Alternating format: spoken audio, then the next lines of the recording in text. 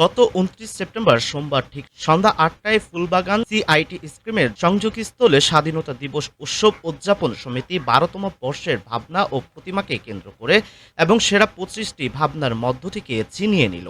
সেরা ভাবনা ও প্রতিমার শিরোপা দৈনিক দুরন্ত বাংলার পরিচালনায় এবং একাধিক সহযোগী মিডিয়া ও বিচারকের বিচারে সেরা সেরা জগৎশ্রী সম্মাননা ২০২৫ ষষ্ঠীর রাত থেকে একের পর এক বেশ কয়েকটি সম্মানে ভূষিত হয়েছেন বিভিন্ন সংস্থার ও মিডিয়ার পুরস্কারে।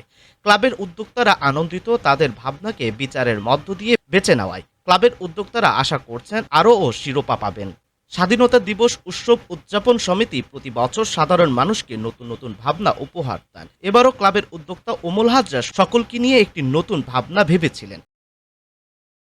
যারা আমাদের কথা ভাবে, আমাদের সাজ সরঞ্জাম নিখুঁতভাবে তৈরি করে, ঘরের আসবাবপত্রকে সুন্দর করে সাজিয়ে দেওয়ার চেষ্টা করে, কিন্তু তাদের কথা কেউ ভাবে না।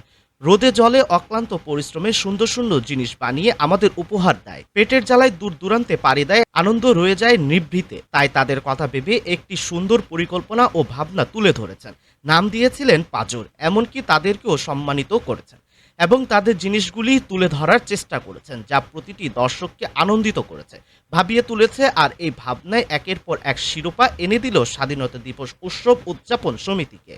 ক্লাবের উদ্যোক্তা ওমল হাজরা বলেন, এই শিরোপা আমার একার জন্য এনে দেয় না, যারা আমার সাথে সহযোগিতা করেছেন, যারা আমাদের পুজোকে তুলে ধরার চেষ্টা করেছেন, যারা আমার পাশে সবসময় থাকার চেষ্টা করেছেন, সবার সহযোগিতায় সার্থক হয়েছে।